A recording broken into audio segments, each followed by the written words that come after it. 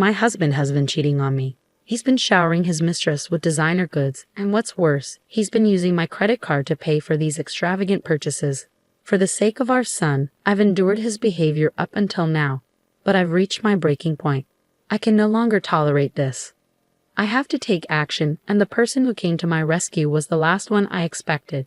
My name is Flora, and I'm 35 years old. I've been married to Adam for 10 years, and our beloved son Dominic turned 8 this year. I'm living my dream as a novelist, a career I've always aspired to pursue. My mystery series has a strong following, allowing me to secure several monthly serials, and my standalone books are also doing well, keeping me busy every day. At the start of our marriage, my husband had a job, but he stopped working as soon as I began earning. For the last 2 or 3 years, he's mostly lounged around the house, occasionally going out to play pachinko. However, today he changed into a suit, which was out of character for him. Something seemed off. Why the suit? I boldly asked him. Adam, it's unusual to see you in a suit. Where are you going? I questioned. My husband seemed startled but quickly composed himself. I'm going to a job interview, he responded. For what position? I asked. Well, it's for a job, obviously. I thought it was time for me to start working again, he replied. Good luck, I said, trying to sound supportive. He left the house, and I genuinely believed he was attending a job interview. I thought maybe he was reconsidering his priorities now that our son is still young and our future needed to be secured. However, he didn't return home until 1 a.m. I was up late working on a deadline, and when he finally stumbled in, he reeked of alcohol and perfume. He passed out on the living room sofa with his smartphone still in his hand. It was unlocked, and out of sheer curiosity, I decided to take a look. What I saw on his phone shocked me. To cut to the chase, my husband was cheating on me, and his affair was with my best friend, Delphine. They had gone to a fancy restaurant with a stunning night view that very day. The realization hit me like a punch to the gut. It was too much to bear. How could Adam cheat on me with Delphine? Didn't Delphine have her own husband? I trusted them both. The unexpected reality brought tears to my eyes. I knew I shouldn't wake my husband, so I held back my sobs. Evidence, I needed evidence. For now, I sent the proof of the affair to my own phone and decided to think about what to do next. The next morning, I casually asked my husband, who seemed to be behaving as usual, "Hey Adam, about yesterday." "Yesterday?" he responded, seemingly puzzled. You mentioned you had an interview, but you got home pretty late. I was just curious about what happened." My husband looked away, clearly trying to come up with an excuse. "Actually, I ran into a friend after the interview, and we went out for drinks." "A friend? Who?" I pressed. "Just some guy, Flora. Do I need to explain everything?" He replied defensively. "You're right," I conceded, knowing he was hiding the fact that he had met with Delphine. His evasiveness only confirmed his infidelity.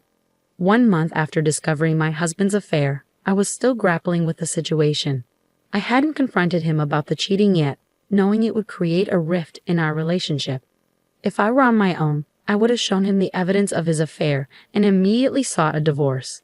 However, I couldn't bear to separate him from our son, Dominic, who was only 8 years old. Despite his frequent outings, taking advantage of my focus on work, this gave me the perfect opportunity to collect evidence of his infidelity. While he was out, I searched his room and found several unfamiliar receipts. It seemed he had been purchasing women's designer items, but there was no sign of them in his room, and he certainly hadn't given me any. There was only one conclusion. Adam had been showering Delphine with luxury goods, but where was he getting the money for that? He's unemployed and living off my allowance. I gave him a monthly allowance, but he likely doesn't have any savings left. Worried, I decided to follow him. During this time, I called my brother over to watch Dominic, without telling him about my husband's affair. I fibbed to my brother, saying, "Hey, sorry to bother you out of the blue." "It's no problem, but what's up? Why do you suddenly need me to watch Dominic?" "I just want to go shopping alone," I lied. "Shopping? You've never been one to shop in person. Don't you usually shop online?" "Normally, yes, but today I want to buy something that's only available in-store. Can you watch Dominic for me?" "All right, but don't be gone too long. Dominic gets lonely," he agreed. "Thank you," I said, relieved. With my brother's help, I was able to set my plan in motion. I watched my husband walking arm in arm with my best friend Delphine. I knew what was happening, but seeing it with my own eyes was a painful shock. They were cheerfully entering a high-end designer store. Then I witnessed something outrageous.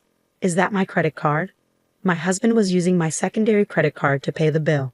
I always kept my main card safely in my wallet, while the secondary card was left unattended in a drawer. My husband took the secondary card without my knowledge and used it to fund gifts for his mistress.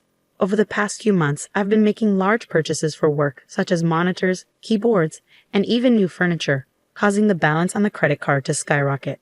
Both cards were linked to the same bank account, and with my busy schedule, I hadn't reviewed the details closely. This negligence came back to haunt me. Not only was he cheating on me, but he was also using my money freely. Any lingering affection I had for my husband had completely evaporated. Although I was partly to blame for not noticing sooner, I couldn't bring myself to forgive him.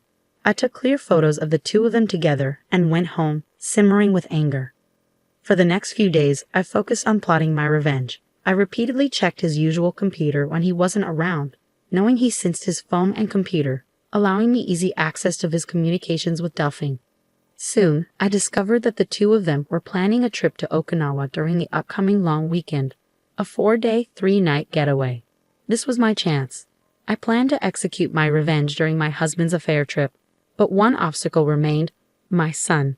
Carrying out my plan without my son discovering his father's infidelity would be challenging. I decided to turn to my brother for help once more. "Hey bro, sorry to bother you again, but could you watch Dominic for me during the upcoming long weekend?" "You mean for all 4 days?" he asked, sounding taken aback. "I have something important to take care of." His question made me uneasy. Before I could respond, he spoke firmly. "Flora, stop trying to handle everything alone. Adam's cheating on you, isn't he?" I was taken aback. "How did you know?" "I heard it from Dominic," he said. "Dominic?" I repeated in surprise. Even though my son was young, he had picked up on his father's infidelity. I don't know if he fully understood what was happening, but he sensed his father growing close to someone other than me, and it was causing me pain. Dominic, in his innocent way, had observed the situation.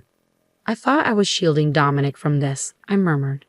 "It seems Adam's actions have affected you so deeply that even Dominic could sense it.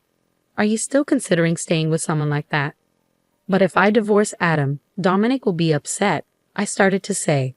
But then Dominic, who had been in the next room, suddenly appeared. "Mom, it's okay. I'm on your side." "Dominic, are you sure?" I asked, moved by his words. "I don't need someone who makes Mom sad." "As long as I have you, I'm okay," he said resolutely. "Thank you, Dominic, and thank you too, bro," I said, grateful for their support. With the help of my son and brother, I made up my mind to take action against my husband without any hesitation. We began moving to a new home on the day my husband was set to leave for his trip with his mistress. My brother helped us, and we discreetly packed our belongings whenever my husband was away. The night before the long weekend, I decided to confront my husband and give him one last chance. He was visibly excited about his trip the next day, and I went straight to the point. "Adam, what's with the suitcase? Why are you packing?" He replied, "Oh, this? I'm going on a trip with a friend starting tomorrow." "A trip? Did you mention anything about that?" "It's a last-minute decision, isn't it? You're using the allowance I give you?" I questioned. My husband seemed annoyed and tried to brush off my questions. "Don't talk to me about it anymore, Aura." I couldn't care less about his excuses. I lowered my voice as I asked, "Are you really going on this trip with a friend?" My husband flinched at my tone, his shoulders tensing, but he still attempted to lie. "Of course, you've been nagging me a lot." "I see, a trip with a friend. Have a good time," I said, my voice dripping with sarcasm. I could be fun regardless of whether he told me to be. "Just don't overdo it," I said as I left my husband's room. To be honest, if he had come clean with me then, I was considering settling matters amicably, requesting alimony and child support, despite his infidelity. After all, there was a time when I loved him. When my novels weren't selling well, he supported me and kept me going. I didn't want to harbor hatred or resentment toward him. However, after everything he's done, I can't afford to remain calm. For the sake of my son and my future, I need to end my relationship with him. There's no point in holding back any longer for a man who continually lies. The following morning, my husband had already left for his trip. I opened the drawer and confirmed that he had taken my credit card as usual. I immediately contacted the credit card company, reported the card as lost, and requested an immediate block on its use. My son woke up and I greeted him, "Good morning." He responded with a beaming smile. "Mom, today's the day, right?" "Huh?" I asked. "We're moving to our new home today, right?" he said, his eyes sparkling with excitement. Seeing his enthusiasm erase any lingering anxiety. "That's right, Monique. I've canceled the credit card, and now it's time to move."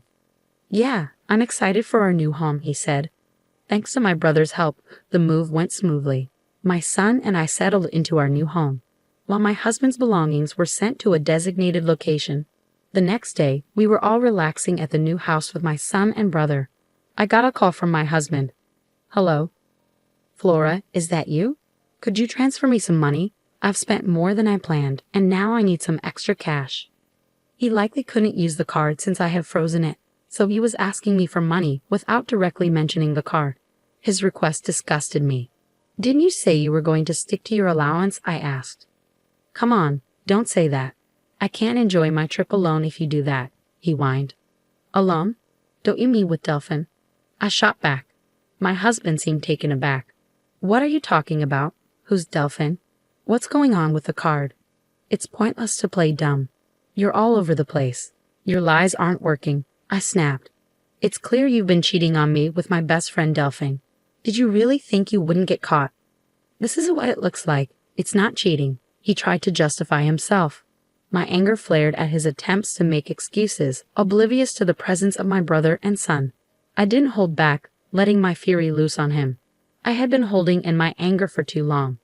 "Stop making excuses. You have a family, yet you chose to have an affair with another woman and misuse someone else's credit card. Do you realize how low you've sunk?" "Flora, let's calm down," my husband tried to say. "Calm down? How can I stay calm when I'm talking to the person I despise most in the world?